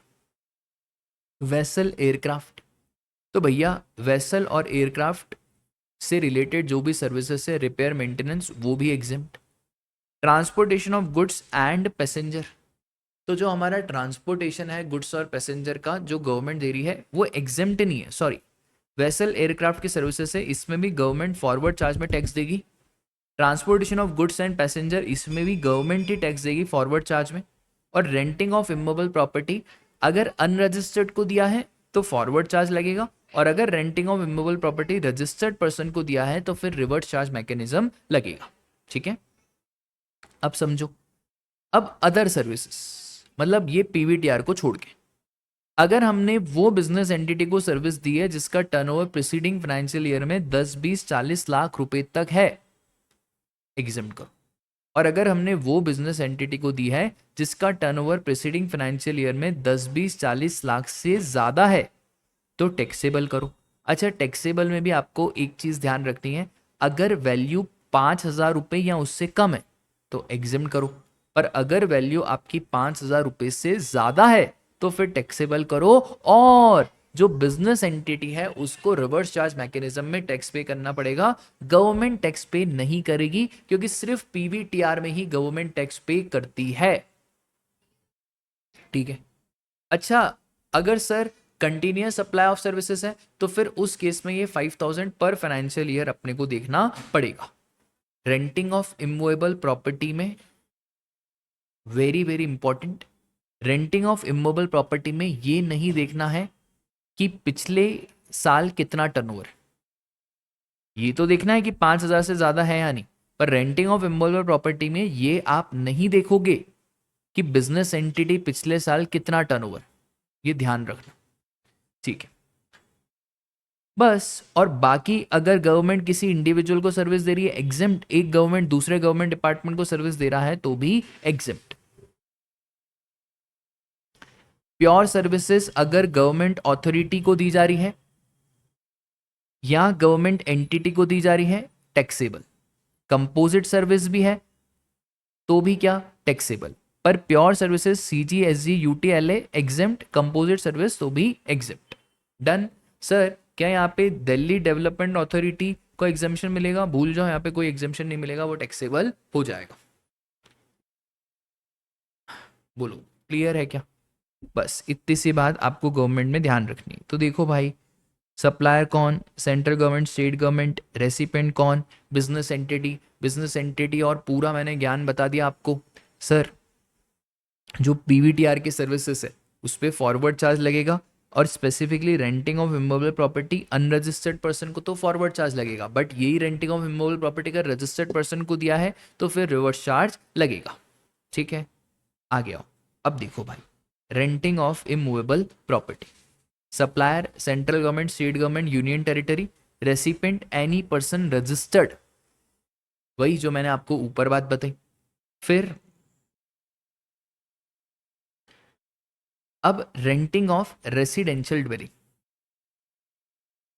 Sir supplier is any person, recipient is a registered person. अब ये आप हमेशा याद रखना, एग्जामिशन चैप्टर में भी आता है और बच्चे कंफ्यूज हो जाते हैं। देखो, अगर रेसिडेंशियल प्रॉपर्टी रेसिडेंशियल यूज के लिए किसी अनरजिस्टर्ड पर्सन को दी है तो एग्जेप्ट, आज भी एग्जेप्ट, पहले भी exempt. Residential property residential use के लिए किसी रजिस्टर्ड पर्सन को दी है तो वहां पे कोई एग्जामिशन नहीं है, वो टैक्सेबल है।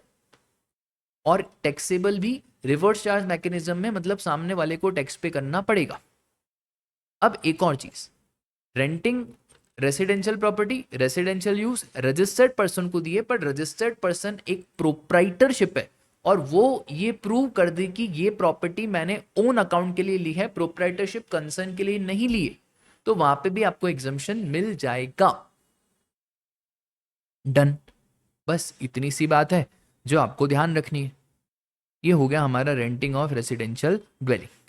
उसके बाद आगे आ जाओ, renting of immovable property other than residential dwelling, that is renting of commercial property. अब सर ये कमर्शियल प्रॉपर्टी का क्या सीन है? भाई कमर्शियल प्रॉपर्टी में शानदार अमेंडमेंट पहले ही आ चुका था कि अगर सप्लायर अनरजिस्टर्ड है और रेसिपेंट रजिस्टर्ड है तो उस केस में आरसीएम बेसिस पे वो रेसिपेंट को जीएसटी देना पड़ेगा।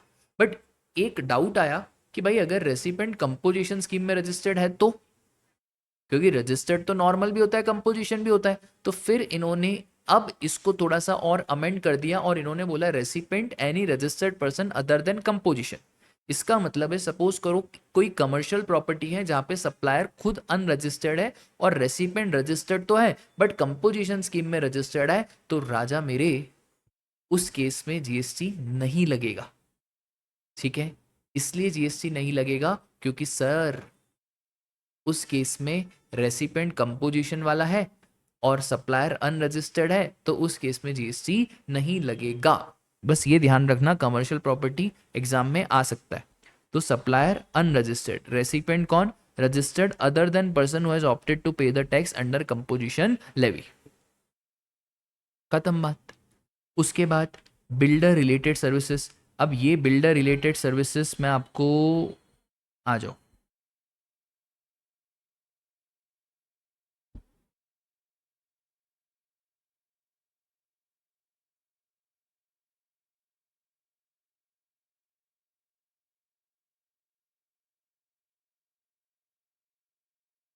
ये देखो, ये प्रॉपर्टी का बहुत शानदार डायग्राम है।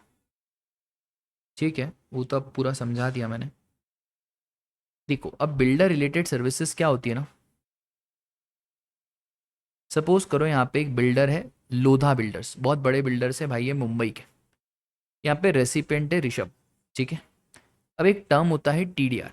टीडीआर बोले तो ट्रांसफर ऑफ डेवलपमेंट राइट और floor space index.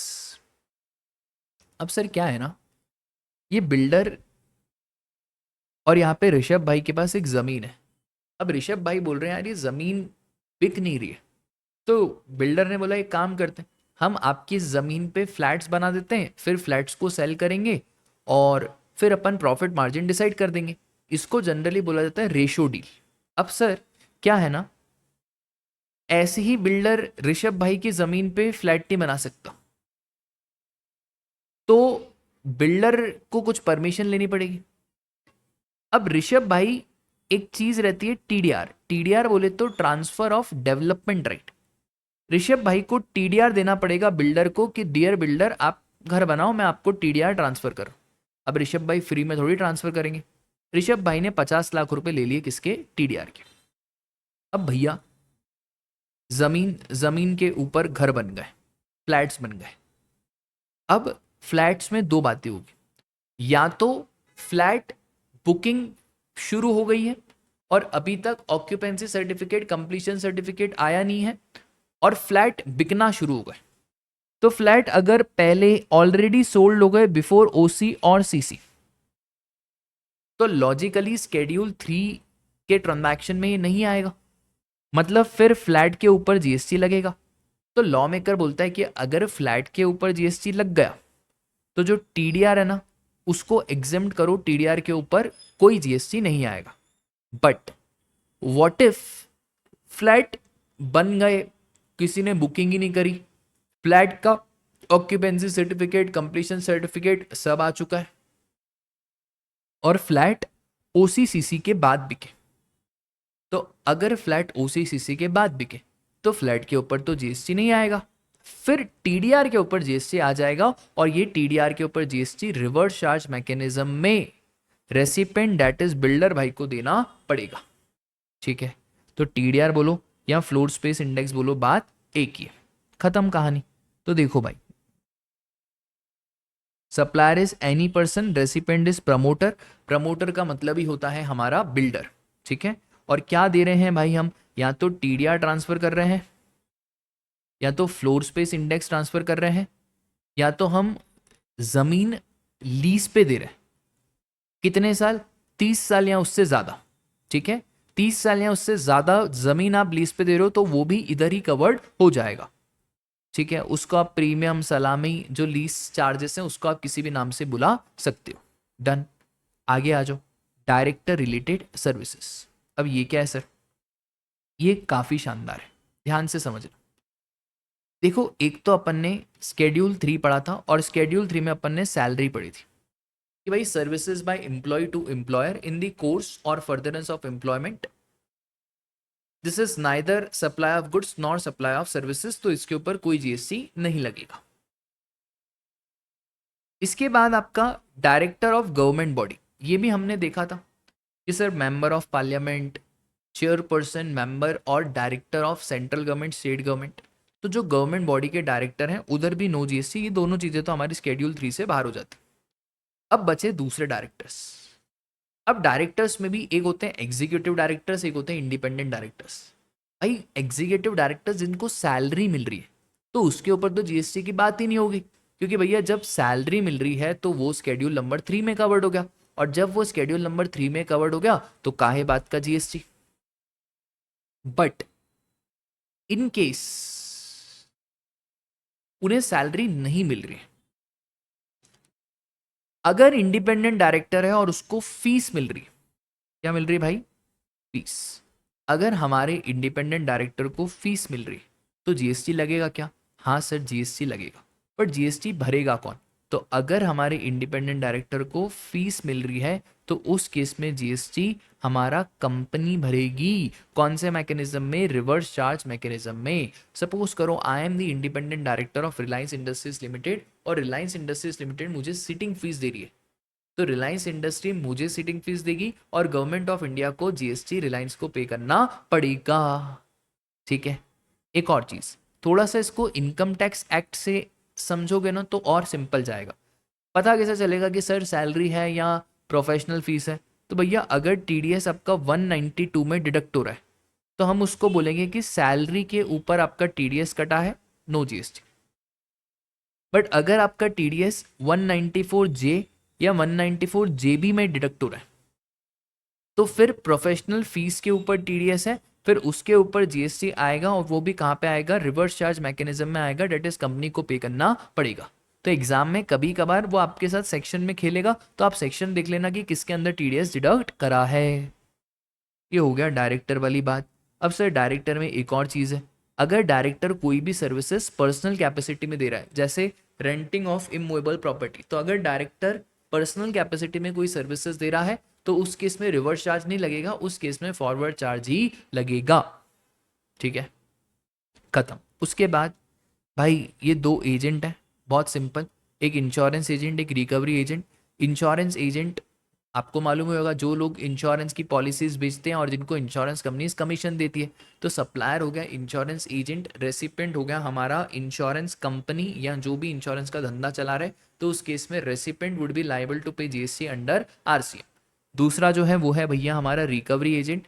Recovery agent किसका, वो बहुत इंपॉर्टेंट है कि सर वसूली, भाई भाई अगर बैंक फाइनेंशियल इंस्टीट्यूशंस का आपने लोन लेके रखा है और आप उनके चार्जेस पे नहीं कर रहे हो, ईएमआई बार बार बाउंस कर रहे हो, तो वो आपके घर में वसूली भाई बेचते हैं। ठीक है, आपको एक मज़े की बात बताऊं, मेरा एक फ्रेंड है, उसने एक क्रेटा ली थी 12-15 लाख रुपए की और ईएमआई कराई थी। उसके बाद क्या हुआ ना, वो ईएमआई जानबूझ करके पे नहीं कर रहा था। तो फिर बैंक वाले आए, उसने बोला कि यार मेरे पास तो कुछ है ही नहीं देने को। तो फिर बैंक वालों ने सेटलमेंट करा, तो 1-2 लाख रुपए में सेटलमेंट हो गया। मतलब इतनी महंगी गाड़ी उसको कुछ 3-4 लाख रुपए में पड़ी। आप ऐसे करना मत, क्योंकि भाई कोई भरोसा नहीं है। तो आजकल लोग बहुत सारे जुगाड़ करते हैं ज़िंदगी में। तो recovery agent supplier recovery agent है, और जो रेसिपेंट है वो है बैंकिंग कंपनी, फाइनेंशियल इंस्टीट्यूशन या एनबीएफसी। कहाँ लोकेटेड है? Taxable territory. तो इस केस में भी क्या लगेगा? इस केस में भी राजा आरसीएम लगेगा। ठीक है, अब यहाँ पे कंफ्यूज मत हो जाना कि सर अगर रिकवरी एजेंट है कार डीलर का, तो भैया अगर कार डीलर का रिकवरी एजेंट है तो किस बात का आरसीएम? आपको क्या लगाना पड़ेगा? फॉरवर्ड चार्ज ही लगाना पड़ेगा। तो रिकवरी एजेंट में सप्लायर तो रिकवरी एजेंट है, रेसिपेंट कौन है? बैंकिंग, फाइनेंशियल इंस्टीट्यूशन और एनबीएफसी। ठीक है, आगे आ जाओ। फिर sir music composer, photographer, artist और लाइक। तो सप्लायर है हमारा म्यूजिक कंपोजर, फोटोग्राफर और आर्टिस्ट। रेसिपेंट है भाई music company, producer. Sir example दो, बहुत सिंपल। फॉर सपोज करो अरिजीत सिंह है, ठीक है, तो अरिजीत सिंह म्यूजिक कंपोज भी करता है और सिंग भी करता है। अरिजीत सिंह ने कोई म्यूजिक कंपोज करा, बनाया, अरे एड शेरिन को ले लो ना, उसने वो अभी बनाया था ना, वो सफार बनाया था ना, गाना तो याद नहीं है पर उसकी धुन याद है। तो सर म्यूजिक कंपोज करके म्यूजिक बेचा जाता है म्यूजिक कंपनीज को, प्रोड्यूसर्स को, ताकि वो लोग ये म्यूजिक को चला पाए। सर अरिजीत सिंह ने म्यूजिक कंपोज करा और ये म्यूजिक सेल कर दिया सपोज करो टी सीरीज को, तो यहाँ पे T Series would be liable to pay GST on reverse charge. खत्म कहानी। बस अब आ जाओ यार ऑथर के ऊपर। सर वो गाना सुना है आपने, बागों के हर फूल को रखना समझे बागबान। तो बस वही है भैया। तो बागबान, तो बागबान मूवी से अच्छा एग्जाम्पल नहीं है इसको समझाने के लिए। तो भैया ऑथर वहां पे अमिताभ बच्चन रहते हैं, वो अपनी बुक दे देते हैं आलोकनाथ पब्लिशर्स को, और आलोकनाथ पब्लिशर्स उनको रॉयल्टी का चेक देते हैं। भाई by default Aloknath publisher would be liable to pay GST under RCM. अब क्या हुआ ना, ये पब्लिशर लोग परेशान हो गए। आजकल हर तीसरे इंसान को किताब लिखनी है। पब्लिशर बोले यार क्या मजाक है, इतने सारे लोग किताब लिख रहे हैं, हम खुद पागल हो गए हैं, सबका टैक्स आरसीएम में पे करते करते, हमको ये नहीं खेलना भाई। तो पब्लिशर ने गवर्नमेंट को रिक्वेस्ट करा कि यार कुछ कुछ ऑथर्स काफी बड़े हैं, तो भाई उनको बोलो रजिस्ट्रेशन लेने का। गवर्नमेंट के दिमाग में भी बात क्लिक हुई और गवर्नमेंट ने बोला हाँ यार सही बोल रहे हो, अगर ऑथर खुद जीएसटी रजिस्ट्रेशन ले ले और डिक्लेरेशन दे दे तो फिर हम जीएसटी ऑथर से लेंगे, पब्लिशर आपको परेशान नहीं करेंगे। हाँ बट ऑथर, अगर आपने जीएसटी रजिस्ट्रेशन लिया और डिक्लेरेशन लिया तो भैया ये 1 साल तक वैलिड रहेगा। ऐसे नहीं 2 महीने के बाद अब हमको आरसीएम नहीं, डिक्लेरेशन रजिस्ट्रेशन, तो आप 1 साल के लिए तो भाई फॉरवर्ड चार्ज में ही ऑथर को टैक्स पे करना पड़ेगा। बाकी जगह पे ये ऑप्शन अवेलेबल नहीं है, मतलब म्यूजिक कंपोजर और वहाँ पे तो ये वाला ऑप्शन है ही नहीं। ये सिर्फ ऑथर के केस में ये वाला ऑप्शन है, क्योंकि भैया जेन्युइनली पब्लिशर्स बहुत परेशान होते हैं। गाने लिखने वाले मार्केट में कम है, बट किताब लिखने वाला ज़्यादा है। ठीक है, तो supplier, author, recipient, publisher. Author अपना फॉरवर्ड चार्ज में टैक्स पे कर सकता है प्रोवाइडेड उसने जीएसटी में रजिस्ट्रेशन लिया हो, डिक्लेरेशन फाइल किया हो, और जो भी वो इनवॉइस इशू करेगा उसमें भी उसको डिक्लेरेशन देना पड़ेगा। और वेरी वेरी इंपॉर्टेंट कि सर कितने टाइम तक ये ऑप्शन वैलिड रहेगा, 1 ईयर तक ये ऑप्शन आपका वैलिड रहेगा। उसके बाद ओवरसीइंग कमेटी। सर ये ओवरसीइंग कमेटी का क्या सीन है? कुछ भी नहीं भाई। जहाँ जहाँ पे बैंक्स 500 करोड़ से ज़्यादा का लोन देती है, तो रिजर्व बैंक ऑफ इंडिया को बहुत डर लगता है कि हर इंसान विजय माल्या न बन जाए। तो रिजर्व बैंक ऑफ इंडिया ने एक कमेटी बना के रखी है, ओवरसीइंग कमेटी। ये ओवरसीइंग कमेटी क्या करती है? ओवरसीइंग कमेटी सुपरवाइज करती है, चेक करती रहती है कहीं बैंक ज़्यादा लोन तो नहीं बांट रहे। तो बस यही काम रहता है, और ओवरसीइंग कमेटी एक रिपोर्ट बना के देती है रिजर्व बैंक ऑफ इंडिया को। भैया कौन बड़ा? आरबीआई बड़ा। तो भैया ओवरसीइंग कमेटी में 6-7 मेंबर्स होते हैं। ओवरसीइंग कमेटी को फीस मिलती है। कौन देता है फीस? आरबीआई फीस देता है। सर इस फीस पे जीएसटी कौन भरेगा? भैया आरबीआई जीएसटी भरेगा, ओवरसीइंग कमेटी को जीएसटी भरने की जरूरत नहीं है। तो supplier, members of overseeing committee, recipient RBI, तो आरबीआई को जीएसटी देना पड़ेगा। उसके बाद इंडिविजुअल डीएसए। मैंने कितना एम्फेसिस करा एक वर्ड पे, डेट इज इंडिविजुअल डीएसए। भाई जो डायरेक्ट सेलिंग एजेंट होते हैं ना, ये क्रेडिट कार्ड ले लो, डेबिट कार्ड ले लो, अकाउंट खुलवा लो, इनको बोलते हैं डीएसए। सर अगर इंडिविजुअल डीएसए और रेसिपेंट है बैंकिंग कंपनी एनबीएफसी, तो उस केस में आरसीएम लगेगा। अगर डीएसए इंडिविजुअल नहीं है, डीएसए खुद एक बॉडी कॉर्पोरेट है, डीएसए खुद एक फर्म है, तो उस केस में आरसीएम आरसीएम भूल जाओ। उस केस में तो पता है क्या ही लगेगा? उस केस में फॉरवर्ड चार्ज मैकेनिज्म ही लगेगा। ठीक है, फिर बिजनेस फैसिलिटेटर और बिजनेस करस्पॉन्डेंट, शानदार सा डायग्राम है, अब समझना ध्यान से। भाई बिजनेस करस्पॉन्डेंट ऐसा समझो बैंक की छोटी सी ब्रांच है। बिजनेस फैसिलिटेटर ये फैसिलिटेट करता है, मदद करता है बिजनेस करस्पॉन्डेंट और बैंक की धंधा लाने में। ये कोई लोन वोन नहीं दे सकता है, बिजनेस करस्पॉन्डेंट लोन भी दे सकता है छोटे मोटे। अब ध्यान से समझना, सप्लायर बिजनेस करस्पॉन्डेंट है और वो बैंकिंग कंपनी को सर्विस दे रहा है, और वो जो बैंकिंग कंपनी है वो अर्बन एरिया में सिचुएटेड है, क्योंकि रूरल एरिया में सिचुएटेड रहता है तो वहां पे एग्जम्पशन मिल जाता है। अब जब सप्लायर बिजनेस करस्पॉन्डेंट है और रेसिपेंट बैंकिंग कंपनी है, अब कौन जीएसटी देगा? सर बिजनेस करस्पॉन्डेंट छोटा मोटा आदमी है ही नहीं, तो बड़ा आदमी है, ये तो खुद जीएसटी दे सकता है। भाई जब ये खुद जीएसटी दे सकता है, तो जो बिजनेस करस्पॉन्डेंट है, जो बीसी है, वही फॉरवर्ड चार्ज में टैक्स देगा, कोई रिवर्स चार्ज नहीं लगेगा। बट सर बिजनेस फैसिलिटेटर छोटा आदमी, तो जो बिजनेस फैसिलिटेटर बैंकिंग कंपनी को सर्विस दे रहा है और बैंकिंग कंपनी अर्बन एरिया में सिचुएटेड है, तो उस केस में राजा ये जो बैंकिंग कंपनी है ना, वो रिवर्स चार्ज मैकेनिज्म में टैक्स देगी, क्योंकि बीएफ तो छोटा है। और अगर बीएफ हमारा बिजनेस करस्पॉन्डेंट को सर्विस दे रहा है, तो उस केस में भी जो बिजनेस करस्पॉन्डेंट है वो रिवर्स चार्ज मैकेनिज्म में टैक्स पे करेगा। आया समझ में? बस इतनी सी बात है, और कुछ भी नहीं है। मतलब सर बीसी को 2 बार टैक्स देना पड़ेगा। हाँ, एक तो बिजनेस करस्पॉन्डेंट जो खुद सर्विसेज दे रहा है बैंकिंग कंपनी को, वहां पे भी टैक्स देना पड़ेगा। और दूसरा जो बिजनेस फैसिलिटेटर बिजनेस करस्पॉन्डेंट को सर्विसेज दे रहा है, वहां पे भी बिजनेस करस्पॉन्डेंट को ही रिवर्स चार्ज में टैक्स देना पड़ेगा। ठीक है, आई बात समझ में? बस इतनी सी बात है, ध्यान रखना भाई। ये हो गया बीएफ, ये हो गया हमारा बीसी। आगे आओ, सिक्योरिटी सर्विसेज। आय है, ये देख रहे हो आप, मुन्ना बड़ा प्यारा, अम्मी का दुलारा। तो भैया सिक्योरिटी सर्विसेज, अब supplier is any person other than body corporate. सरकार को बॉडी कॉर्पोरेट पे काफी भरोसा है, और recipient is a registered person. इसका मतलब है सप्लायर कोई भी हो अदर देन बॉडी कॉर्पोरेट और रेसिपेंट रजिस्टर्ड पर्सन, तो उस केस में आरसीएम लगेगा और रेसिपेंट को जीएसटी देना पड़ेगा। अब ध्यान से समझना कि सर जो हमारा रेसिपेंट है ना वो तो रजिस्टर्ड पर्सन है, आरसीएम भी लगेगा, बट इन्होंने बोला अगर इस कैटेगरी के रजिस्टर्ड पर्सन है तो हम उनको रजिस्टर्ड पर्सन नहीं मानेंगे। ठीक है सर, किस कैटेगरी के रजिस्टर्ड पर्सन है? भैया अगर गवर्नमेंट डिपार्टमेंट है, लोकल अथॉरिटी है जिसने रजिस्ट्रेशन तो लेके रखा है but as a TDS deductor लेके रखा है, तो वो पर्टिकुलरली इस क्लॉज के लिए रजिस्टर्ड पर्सन नहीं माने जाएंगे। या सर आपने कंपोजिशन स्कीम में रजिस्ट्रेशन लिया है तो वो भी इस क्लॉज में रजिस्ट्रेशन उनका नहीं माना जाएगा। इसका मतलब है, आप समझो ध्यान से, सप्लायर एक बॉडी कॉर्पोरेट है, रजिस्टर्ड है, रेसिपेंट कोई भी पर्सन है जो registered.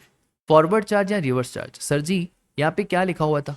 Supplier is any person other than body corporate. भैया जब सप्लायर खुद बॉडी कॉर्पोरेट है तो इस बात से घंटा फर्क नहीं पड़ता कि रेसिपेंट रजिस्टर्ड है या अनरजिस्टर्ड है, उस केस में जीएसटी लगेगा और फॉरवर्ड चार्ज मैकेनिज्म में सप्लायर को ही जीएसटी पे करना पड़ेगा।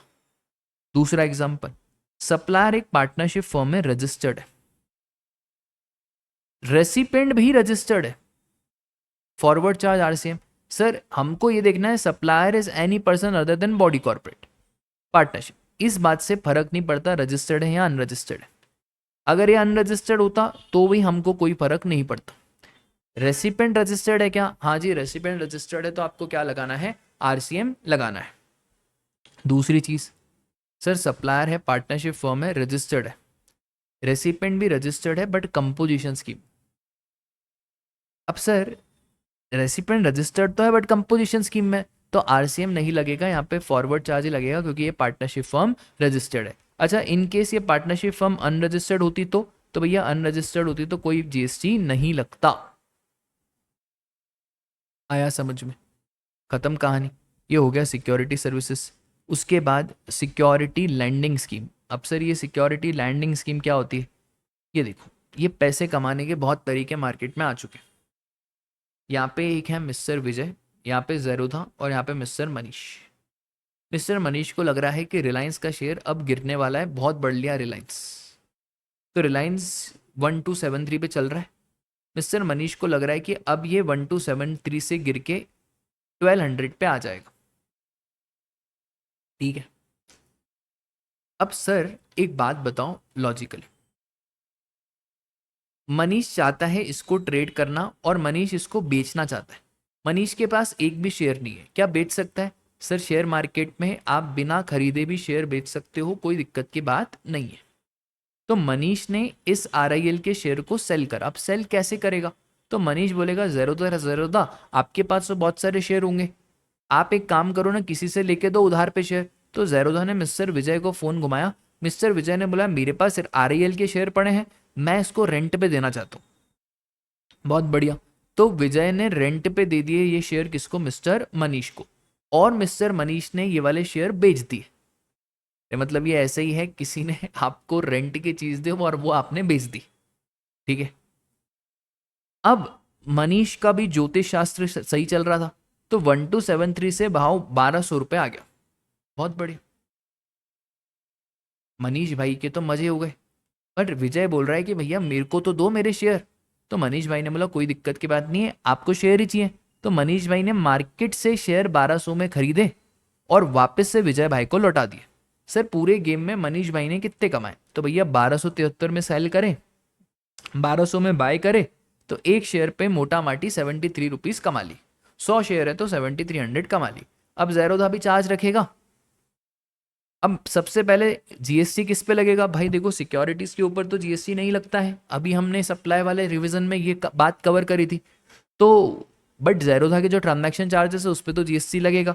जेरोधा का ट्रांजैक्शन चार्ज है 300, 300 का 18% कितना हो गया? 54, लगाओ इसके ऊपर जीएसटी। अच्छा हमको विजय भाई को लैंडिंग फीस देनी पड़ेगी, तो जो हम विजय भाई को लैंडिंग फीस देंगे ना, सपोज करो लैंडिंग फीस है 5000 रुपये, तो क्या उस 5000 पे भी जीएसटी लगेगा? हाँ जी, उस 5000 पे भी जीएसटी लगेगा। और कौन भरेगा? तो यहाँ पे चुल किसको थी पैसे कमाने की? मिस्टर मनीष को। तो भैया मिस्टर मनीष को आरसीएम बेसिस पे जीएसटी भरना पड़ेगा। ठीक है, इसका मतलब है सिक्योरिटी लैंडिंग स्कीम में सप्लायर लेंडर है, रेसिपिएंट बोरोअर है, तो रेसिपिएंट को रिवर्स चार्ज मैकेनिज्म में टैक्स पे करना पड़ेगा। ठीक है, और last renting of motor vehicle, ये भी बहुत अच्छा है। तो सर कांग्या ये रहा, बिल्कुल ध्यान से समझना, जीटीए के जैसे ही भाई। रेंटिंग ऑफ मोटर व्हीकल जहां पे cost of fuel is included in consideration, मतलब जो सामने वाला आपसे पैसे ले रहा है उसमें पेट्रोल के पैसे भी शामिल हैं। पेट्रोल आपको अलग से डलवाने की जरूरत नहीं है। इसमें supplier is any person other than body corporate और recipient is a body corporate, और 5% वाला रेट लिया हुआ है तो ही उस केस में आरसीएम लगेगा, बाकी कोई आरसीएम नहीं लगेगा। वापस से बोलो sir, renting of motor vehicle है, cost of fuel is included in consideration, supplier is any person other than body corporate, recipient is body corporate और 5% वाला रेट लेके रखा है, तो इसी केस में आरसीएम लगेगा, बाकी आरसीएम नहीं लगेगा। तो देखो भाई, यहां पे भी 2 रेट है, 12%, सोचना ही नहीं, 12% में तो फॉरवर्ड चार्ज। ठीक है, 5%, सर 5% में आपको आईटीसी नहीं मिलेगा, सेम लाइन का अगर बिजनेस करते हो तो आईटीसी मिल जाएगा। 5% में supplier other than body corporate, recipient body corporate, RCM. Sir supplier खुद एक बॉडी कॉर्पोरेट है, रेसिपिएंट बॉडी कॉर्पोरेट है, 5% वाला रेट ले सकते हैं, ले लो, पर आरसीएम नहीं, फॉरवर्ड चार्ज मैकेनिज्म लगेगा। डन क्लास, बस इतनी सी बात है। तो ये वाली चीज आपको ध्यान रखनी पड़ेगी। ये वाला डायग्राम देखो, 12% ऑलवेज फॉरवर्ड चार्ज, 5% में सप्लायर बॉडी कॉर्पोरेट है, recipient is other than body corporate. भैया जब सप्लायर बॉडी कॉर्पोरेट है तो फॉरवर्ड चार्ज लगेगा, supplier other than body corporate, recipient body corporate, तो ही रिवर्स चार्ज लगेगा। याद रखना, cost of fuel is included in consideration. आगे आओ सर, 2 बातें कि भैया अगर हमने मोटर व्हीकल हायर पे लिए, हमने उधार पे मोटर व्हीकल लिए जो बॉडी कॉर्पोरेट ही चलाएगा, तो वहां पे तो आरसीएम लगेगा। बट हमने मोटर व्हीकल उधार पे नहीं लिए, हमने पैसेंजर ट्रांसपोर्टेशन सर्विसेज, हमने ड्राइवर को बोला है कि यार ये हमारे एम्प्लॉयज हैं, इनको यहाँ से पिकअप करना, इन गरीबों से पैसे मत मांगना, पैसे आपको कंपनी देगी। तो भैया ये कोई मोटर व्हीकल आपने भाड़े पे नहीं लिए, ये आपकी पैसेंजर ट्रांसपोर्टेशन सर्विसेज है। ठीक है, तो भैया पैसेंजर ट्रांसपोर्टेशन सर्विसेज में तो फॉरवर्ड चार्ज ही लगेगा, आरसीएम नहीं लगेगा। ये levy of GST on airport dues, इसको हम बाद में वैल्यू ऑफ सप्लाई के साथ कवर करेंगे। फिर उसके बाद आईजीएसटी रिवर्स चार्ज। अब ये बहुत सिंपल है सर, सप्लायर कोई भी पर्सन जो इंडिया के बाहर है, इंपोर्ट ऑफ सर्विस, और जो रेसिपिएंट है वो टैक्सेबल टेरिटरी में लोकेटेड है, उस केस में आरसीएम लगेगा। हाँ, बट ओएडार की जो सर्विसेज है वहाँ पे हमेशा फॉरवर्ड चार्ज ही लगता है। जैसे नेटफ्लिक्स हो गया, अमेजॉन प्राइम हो गया, यहाँ पे हमेशा फॉरवर्ड चार्ज लगता है, यहाँ पे रिवर्स चार्ज नहीं लगता है। नेटफ्लिक्स अमेजॉन प्राइम को इंडिया बेस्ड रजिस्ट्रेशन लेना रहता है और जीएसटी देना पड़ता है। तो supplier is any person located in non taxable territory, recipient is any person located in taxable territory other than non taxable online recipient. ठीक है, आया समझ में? बस इतनी सी बात है और कुछ भी नहीं है। 9(4) हमारा हो गया। अब आ जाओ सेक्शन 9 सबसेक्शन 5, काफी इंटरेस्टिंग, काफी मजेदार, that is e commerce operator. यार आप समझो ध्यान से, 9(5) क्या बोलता है ना, 9(5) समझने से पहले आपको थोड़ा सा ये ई कॉमर्स ऑपरेटर के बारे में समझना पड़ेगा कि कैसे क्या चीजें वर्क करती है। एक वो ई कॉमर्स ऑपरेटर है जो 9(5) में नोटिफाइड नहीं है, और एक अपना नॉर्मल ई कॉमर्स ऑपरेटर है। ठीक है, एक 9(5) में नोटिफाइड है और एक 9(5) में नोटिफाइड नहीं है। तो भैया 9(5) में सिर्फ 4 चीजों को ही नोटिफाई करा है, बाकी सब इतने सारे ई कॉमर्स ऑपरेटर हैं उनको नोटिफाई नहीं करा। जैसे अमेजॉन, फ्लिपकार्ट, इन सबको नोटिफाई नहीं करा है। अब देखो चीज़ें कैसे वर्कआउट करती है। यहाँ पे बहुत सारे लोग हैं, कोई इंदौर का है, कोई जयपुर का है, कोई मुंबई का है। अमेजॉन पे आपने ऑर्डर डाला 1000 रुपये का, जीएसटी है 180 रुपये, टोटल हो गया 1180 रुपये। अब सर क्या है ना, अमेजॉन वाला यहाँ पे सप्लायर है मिस्टर एक्स, तो भैया मिस्टर एक्स ने अपना प्रोडक्ट लिस्ट करा होगा। क्या अमेजॉन टोटल 1180 दे देगा मिस्टर एक्स को? सरकार बोलती रुक जाओ भाई अमेजॉन, तुम क्या करो ना, 1180 मत दो मिस्टर एक्स को, इसमें से तुम टीसीएस कलेक्ट करो। अब ये टीसीएस कितना कलेक्ट करना है? तो टीसीएस आपको कलेक्ट करना है 0.5%। तो भैया 0.5% कितना हो गया? तो ये 1000 है, ये 1000 का 0.5% हो गया हमारा कितने रुपए? 50 रुपए। तो 1180, 50 रुपए नहीं, 5 रुपए। तो 1180 में से 5 रुपए हमने डिडक्ट कर दिए, तो 1175 रुपए आपको देने पड़ेंगे। किसको? मिस्टर एक्स को। सर ये 5 रुपए का नुकसान नहीं हो गया? कोई नुकसान नहीं हुआ। ये जो 5 रुपए है ना, this is tax collected at source.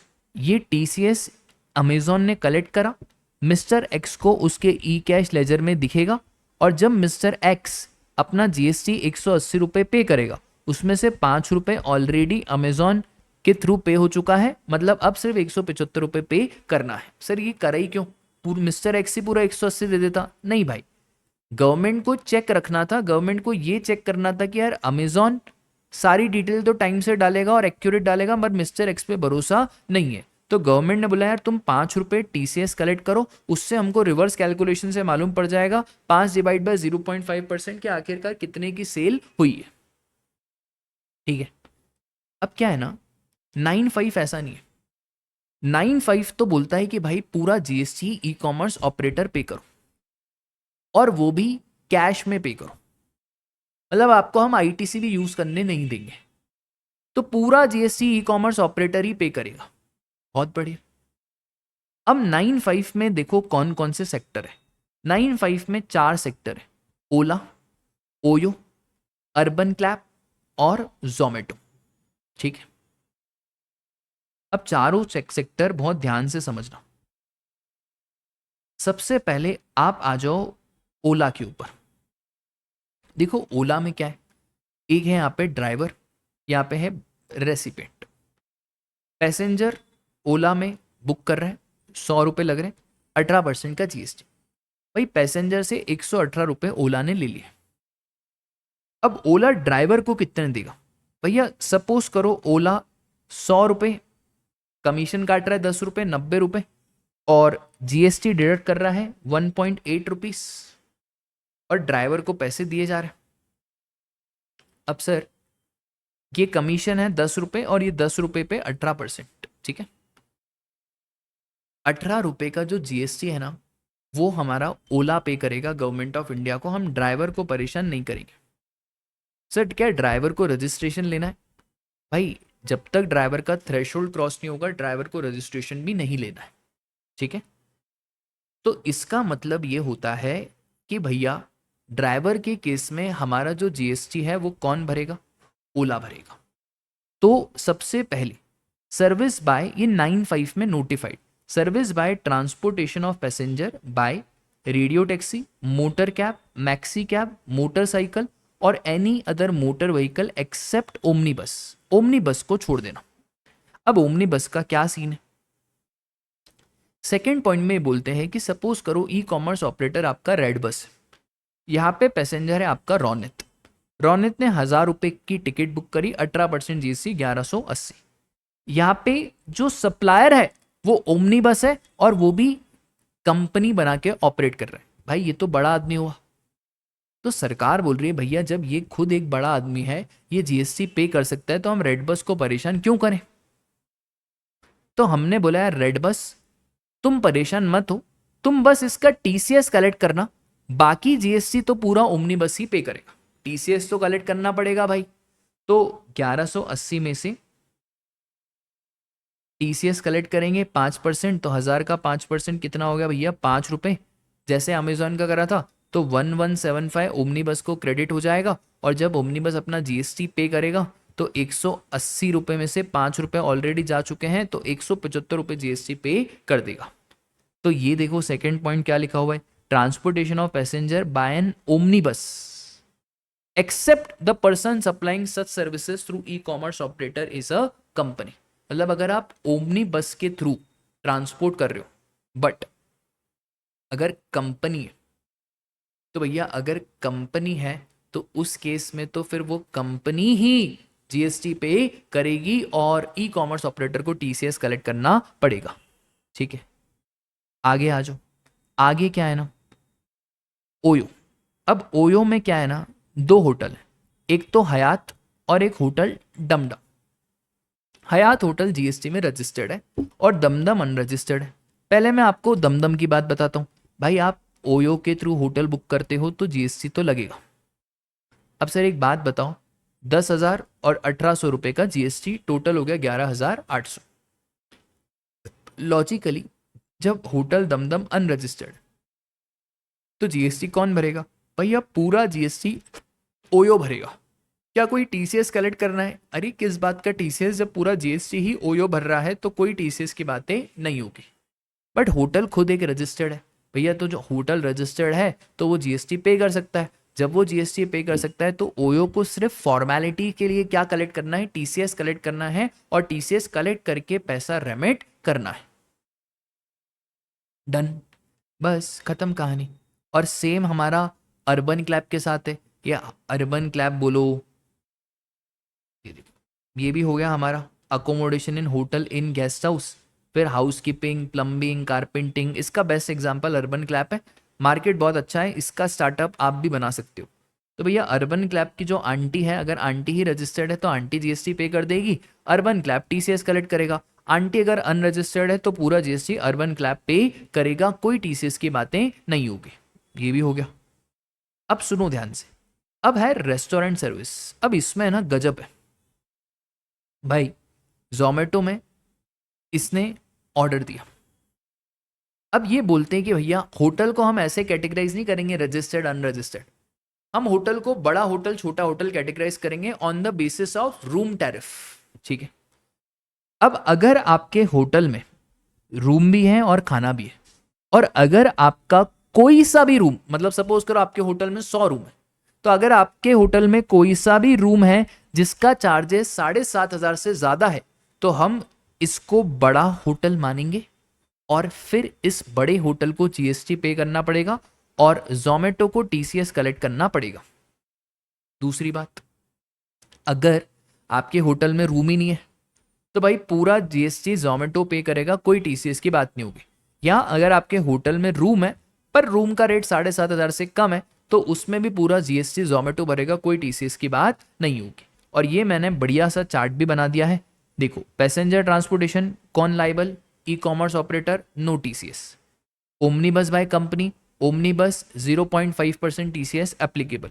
Hotel housekeeping, तो भैया होटल हाउसकीपिंग है तो hotel housekeeping is liable to pay GST, 0.5% TCS applicable. अगर अनरजिस्टर्ड, टीसीएस नॉट एप्लीकेबल, पूरा जीएसटी आपके ई कॉमर्स ऑपरेटर को पे करना है। और जोमेटो सर होटल जिसका रूम है जहाँ पे टैरिफ कोई भी रूम का 7,500 से ज़्यादा है तो होटल जीएसटी पे करेगा और TCS applicable. Other than above GST ई कॉमर्स ऑपरेटर पे करेगा और कोई टीसीएस नहीं लगेगा। सर टीसीएस कौन सी वैल्यू पे लगता है? तो राजा टीसीएस लगता है sale minus sale return, that is net sales का 0.5%।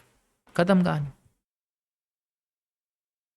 और ये अभी क्लैरिफिकेशन आया है, 2 लाइन में समझा देता हूं कि सर जो ई कॉमर्स ऑपरेटर है ना, वो ई कॉमर्स ऑपरेटर जो 95 वाला ई कॉमर्स ऑपरेटर है उसको टैक्स ई कैश लेजर से देना है, मतलब वो आईटीसी यूज नहीं कर सकता। तो सर उसके आईटीसी का क्या होगा?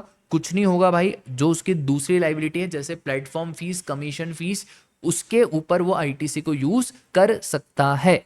ठीक है, खत्म कहानी। और ई कॉमर्स ऑपरेटर को कोई आईटीसी रिवर्स करने की भी जरूरत नहीं है।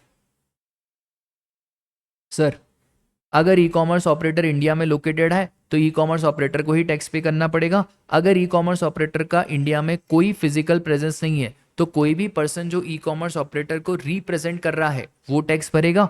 और इको का ना ही फिजिकल प्रेजेंस है और ना ही कोई रिप्रेजेंटेटिव है, तो ई कॉमर्स ऑपरेटर को कोई पर्सन अपॉइंट करना पड़ेगा for the purpose of paying the tax. इसी के साथ हमारा चार्ज ऑफ जीएसटी का रिवीजन डन डनाडन खत्म होता है। ठीक है सर, पूरा चैप्टर खत्म करा, काफ़ी इंपॉर्टेंट चैप्टर है। आप कमेंट सेक्शन में मुझे, अगर आपको ऐसा लग रहा है कि हम क्वेश्चन आंसर प्रैक्टिस करें, तो हम क्वेश्चन आंसर्स के स्पेसिफिक वीडियोस भी ला सकते हैं, बट उसके लिए मुझे आपका प्यार चाहिए रहेगा। और कमेंट सेक्शन में आप मुझे रिक्वेस्ट करो, रिक्वेस्ट क्या करना, कमेंट सेक्शन में आप मुझे बोलोगे तो फिर मैं उसका भी फिर प्लान आउट करूँगा। ठीक है, चलो, तो वीडियो अच्छा लगा हो तो लाइक करना, चैनल पे पहली बार आए हो तो सब्सक्राइब करना, क्योंकि इस चैनल पे आपको जीएसटी रिलेटेड वीडियोस मिलेगी जो आपके सीए फाइनल को क्लियर करने में काफ़ी मदद करेगी। Tata bye bye, take care, जय श्री कृष्णा।